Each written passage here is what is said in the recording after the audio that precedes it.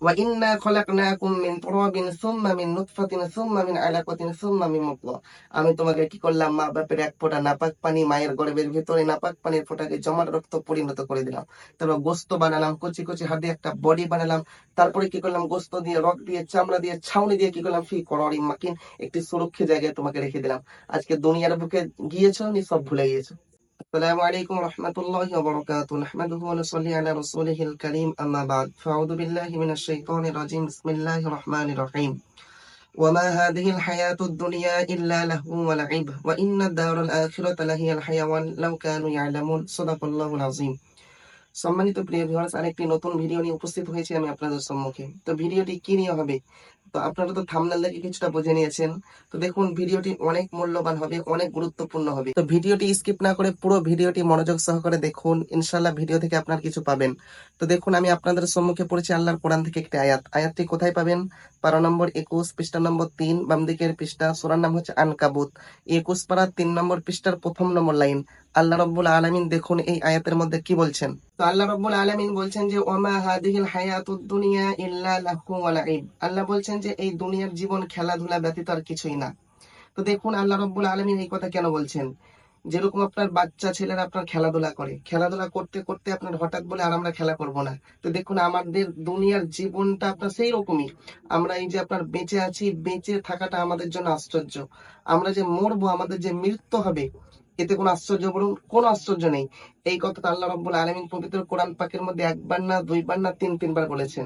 একই কথা, কুল্লু নাফসিন যায়িকাতুল মাউত। কুল্লু মানে প্রত্যেক, নাফসুন মানে জান, প্রাণ, যায়িকাত মানে চাখনা, কোনো জিনিস চাখা, আল মাউত মৃত্যু।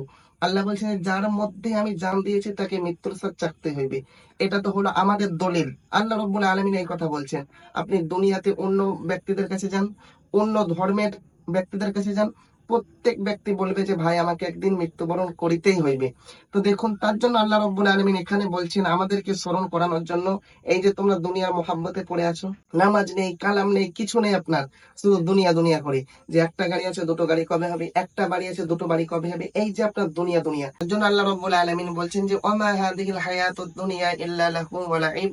এই দুনিয়ার জীবন খেলাধুলা ব্যতীত আর কিছুই না। ওয়া ইন্নাদ দারুল আখিরাতা লাহিয়াল হায়াওয়ান। পরকালের গৃহই প্রকৃত জীবন।